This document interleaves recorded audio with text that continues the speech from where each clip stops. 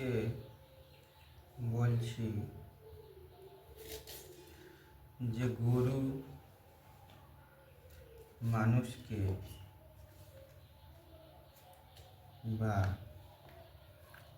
নারীকে কি অভিশাপ দিয়েছিল আর অভিশাপের কারণটাই কি।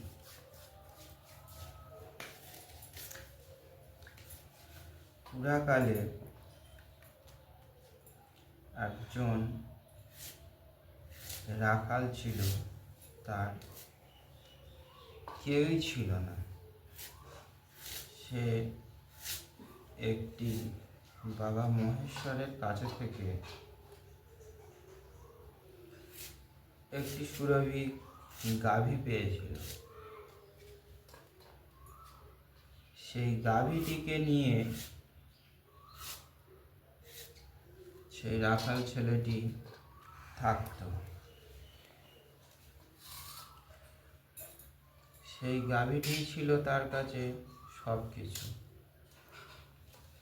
আর এই গাভীটিকে নিয়ে সে লালন পালন করত বা সেই গাভীটির সাথেই সে থাকত। এইভাবে থাকতে থাকতে গাভীটির একদিন একটা বাছুর হলো। সেই বাছুরটিকে গাভী যত্ন করত এবং সেই রাখাল ছেলেটিও সেই গাভীটিকে নিয়ে যত্ন করত। এইভাবে দিন যায়, দিন কাটে। গাভীটি দুধ খেয়ে সেই বাছুরটিও বড় হয়, আর সেই রাখালটি গাভীটি দুধ বিক্রি করে তার জীবিকা নির্ভর করে থাকে। এইভাবে চলতে থাকে। থাকতে থাকতে একদিন রাখাল ছেলেটিকে তার পাড়া প্রতিবেশীরা মিলে বললো, এইভাবে আর একা কতদিন থাকবি, তাকে একটা বিবাহ দিল। তার বিয়ে হয়ে গেল। তার স্ত্রী সমস্ত কিছু দেখাশোনা করত, গাভীটিকেও দেখত, গাভীর দুধ বিক্রয় করত, করে তাদের সংসার চলত। কিন্তু রাখালের স্ত্রী তার স্বভাব রাখালের থেকেও অনেকটা খারাপ ছিল। রাখাল যতটি ভালো ছিল, তার থেকেও তার স্ত্রী অনেকটাই খারাপ এবং লোভী ছিল।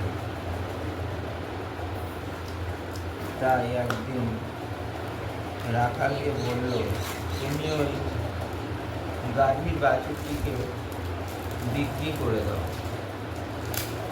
বিক্রয় করে আমার জন্য একটি সোনার হার করে দাও। রাখালটি সে কোনো মতে গাভীটিকে বিক্রি করতে চাইছিল না তার বাছুরটা। আর এদিকে রাখালের কাছে এছাড়া কোনো উপায়ও ছিল না যে কিনা সে কাজ করে পয়সা উপার্জন করে নিজে একটা সোনার গয়না করে দেবে। সেটাও তার কাছে অসম্ভব ছিল। সে দেখলো যে তাহলে আমাকে শেষ পর্যন্ত এই গাভীটি বাছুরটাই আমাকে বিক্রয় করতে হবে বলে সেই বাছুরটিকে বিক্রয় করলো, করে আর একটি সোনার গহনা করে দিল। তারপরে গাভীটির যা দুধ হতো, সমস্ত দুধটাই তার স্ত্রী বিক্রি করে দিত, দিয়ে তার সংসার খরচ করত এবং আরও সে কিনা রেখে দিত তার কাছে। এইভাবে দিন কাটতে থাকে। এইভাবে থাকতে থাকতে গাভীটি যখন দুধ দেওয়া বন্ধ করেছে, তখন তার স্ত্রী সেই গাভীটিকে বাড়ির থেকে তাড়িয়ে দিল। বেচারা রাখাল তার গাভীটিকে খুঁজে না পেয়ে সে কাঁদতে থাকে আর বনে বাজারে খুঁজতে থাকে, কিন্তু সে গাভীটিকে পায় না। এইভাবে বনের মধ্যে থাকতে থাকতে আবার গাভীটি একদিন যখন আবার গর্ভবতী হলো, তখন সেই কৃষকের ক্ষেতের পাশে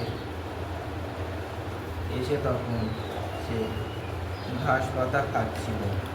আর সেই কৃষকের স্ত্রী ওই পথ দিয়ে যেতে যেতে সে কিনা দেখতে পেল তাদের সেই পুরনো সেই গাভীটা। তখন কৃষকের স্ত্রী দেখল যে হ্যাঁ, সেই গাভীটি আবার গর্ভবতী হয়েছে, তাহলে তাকে যদি আমি বাড়িতে নিয়ে যাই, এর আবার যদি কোনো বাচ্চা হয়, তখন তার দুধ বিক্রি করতে পারবো এবং সেই বাছুরটিও বিক্রি করে দিতে পারবো। এই চিন্তাভাবনা তার মনে ঘুরতে থাকে। থাকতে থাকতে তখন সে গাভীটিকে কাছাকাছি গেল, গিয়ে গাভীটিকে যখন নিয়ে যাবে বলে সে ঠিক করল, তখন হঠাৎ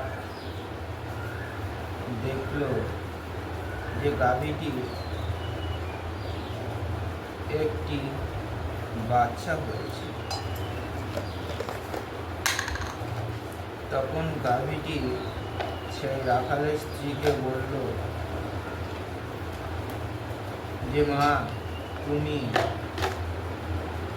আমার এই বাচ্চাটাকে তাড়াতাড়ি তুমি তোমার সঙ্গে বাড়ি নিয়ে চলো, আর না হয়তো আমাকে কোনো সুরক্ষা স্থানেতে আমার বাছুরটাকে সেই জায়গায় রাখো, আমি তোমার পিছু পিছু যাচ্ছি। তখন গাভীটি বাছুরের গায়ে যখন দেখলো অনেক নোংরা লেগে আছে, তখন সেই রাখালের স্ত্রী তার দিকে তাকিয়ে দেখে তার গা ঘিন ঘিন করতে লাগলো। তখন সে বলল, আমি হাত দেব না, নোংরা অবস্থায় আমি এই বাছুরটির গায়ে আমি হাত দেব না, আর থাক ওখানেই পড়ে বলে রাখালের স্ত্রী বাড়ি চলে গেল। তখন সেই সুরভি গাভী মাতা তখন কাঁদতে লাগলো আর ভগবানকে ডাকতে থাকলো যে হে ভগবান, তুমি তো আমার সন্তান যেখানে দিয়েছ, এই সন্তানটি তো আমার সঙ্গে যেতে পারবে না, আর কোনো বনে হিংস্র পশু এসে যদি খেয়ে নেয়, আমি তো তাকে কিছু করতে পারবো না, বা নির্জন জায়গায়ও তাকে আমি নিয়ে যেতেও পারবো না। তাহলে আমি কি করব? আমিও তো তাকে তুলে নিয়েও তো যেতে পারছি না। এই বলে তখন সেই গাভী মাতা কাঁদতে থাকে আর ভগবানকে ডাকতে থাকে। তাই গাভী মাতার চোখের জল আর করুণ সুরে ডাকবার জন্য তখন গাভী মাতা বারবার কাঁদছে, অনুরোধ করছে। সেই থেকে ভগবান তখন আর ঠিক স্থির হয়ে থাকতে পারল না। তখন সেই গাভী মাতার সামনে এসে উপস্থিত হলো। উপস্থিত হল, আর তখন সে গাভী মাতাকে বলল যে তুমি এত কাঁদছ কেন? তখন গাভী মাতা সমস্ত কিছু ভগবানকে খুলে বলল, আর ভগবান তখন তাকে বরদান করল যে যাও, আজ থেকে এই পৃথিবীর বুকে কোনো জীবের যদি কোনো বাচ্চা হয়ে থাকে, তারা সঙ্গে সঙ্গে উঠে তাদের পায়ে দাঁড়াতে পারবে, আর তারা অবশ্যই তার মায়েদের পিছনে পিছনে যেতে থাকবে, আর চলতে থাকতে পারবে। তবে হ্যাঁ, যে নারী তোমাকে নিষ্ঠুরের মতো তোমার সাথে ব্যবহার করেছে, শুধুই একমাত্র মানুষেরই বাচ্চা হয়ে কেবল হাঁটাচলা করতে পারবে না। তাদের নির্ধারিত সময় দেওয়া হবে, সেই সময়ের মধ্যে যখন আসবে তারপরেই তারা হাঁটাচলা করতে পারবে। তাই ভগবান সেই গাভীর কান্না আর কষ্ট দেখে তখন তাকে আশীর্বাদ করে গেল।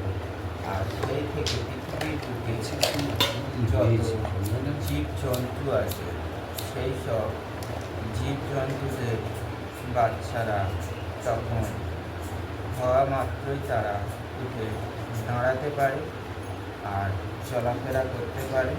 তাদের মায়েদের সাথে তারা পিছন পিছন তাদের নির্দিষ্ট আশ্রয় মতো তারা যেতে পারে। এই বলে যখন ভগবান সেখান থেকে সেই পথ দিয়ে যখন চলে গেল, তারপরে সেই গাভীটির বাচ্চা তখন সেই ভগবানের আশীর্বাদে তখন বাচ্চাটি উঠে দাঁড়ালো এবং তার মায়ের সম্মুখে চলে গেল। চার পায়ে উঠে যখন হেঁটে দাঁড়িয়ে গাভীটির সামনে গিয়ে দাঁড়ালো, তখন গাভী মাতা তার জিহ্বা দিয়ে সেই বাচ্চাটাকে পরিষ্কার পরিচ্ছন্ন করে দিল। তখন সেই বাচ্চাটি তার মায়ের সাথে চলাফেরা করে যেতে পারে।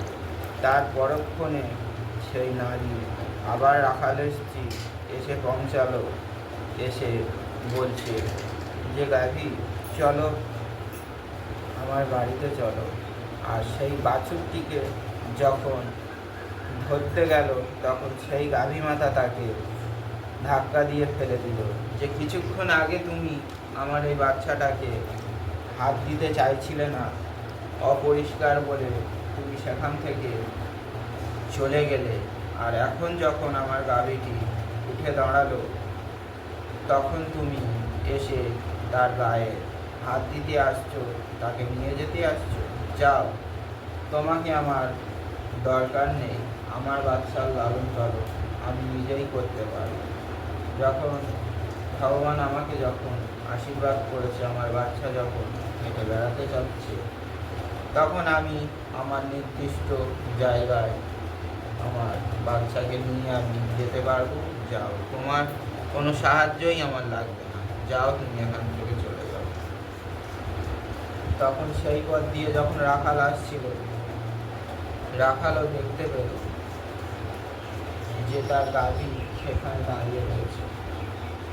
তখন তাড়াতাড়ি এসে পৌঁছে দেখলো, হ্যাঁ সত্যি সেই গাভীটি গাভী। তখন রাখাল বলল, কী হয়েছে মাতা? তখন সেই গাভী মাতা তার কাছে সমস্ত কিছু খুলে বলল। তখন সেই রাখালটি তার স্ত্রীকে বলল, যাও, আমার সংসারে তোমার কোনো জায়গাই নেই।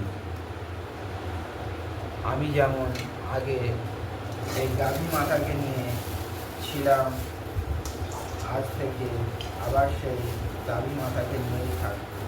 তোমার কোনো প্রয়োজন নেই আমার সংসারে, তুমি যেতে পারবে। এই কথা বলে রাখালটি তখন সেই গাভী মাতাকে নিয়ে আবার তার কুঠিরেতে চলে গেল। সেই স্ত্রীটা নিজের ভুল নিজে বুঝতে পেরে তখন এসে তার স্বামীর কাছে ক্ষমা চাইতে লাগলো। তখন বলল, হে স্বামী, তুমি আমাকে তোমার গৃহেতে আমাকে আবার আশ্রয় দাও। আমি আমার ভুল বুঝতে পেরেছি, আমাকে তোমার গৃহেতে আশ্রয় দাও। তখন সেই রাখালটি বলল, তোমার ভুল তুমি যেখানে বুঝতে পেরেছো, তবে আমি ক্ষমা করার কেউই নয়। ক্ষমা যদি চাইতে হয়, ওই গাভী মাতার কাছে তুমি ক্ষমা চাও। সে যদি ক্ষমা করে, তাহলেই আমি আমার কুটিরেতে তোমাকে আশ্রয় দেব। তাই তখন রাখালের স্ত্রী নিজের ভুল বুঝতে পেরে সেই গাভী মাতার কাছে গিয়ে তার পায়ে জড়িয়ে তার কাছে ক্ষমা চাইতে লাগলো। আর গাভী মাতা তখন তাকে ক্ষমা করে দিল।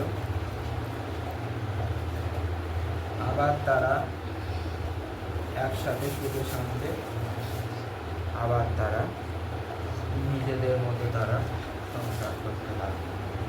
তো মহারাজ একটা সুন্দর কাহিনী শুনিয়েছে, গল্প শুনিয়েছে, আপনারা মন দিয়ে শুনবেন এবং কমেন্ট, শেয়ার, সাবস্ক্রাইব, লাইক করবেন। ওম নমঃ শিবায়, ওম নমঃ শিবায়, ওম নমঃ শিবায়।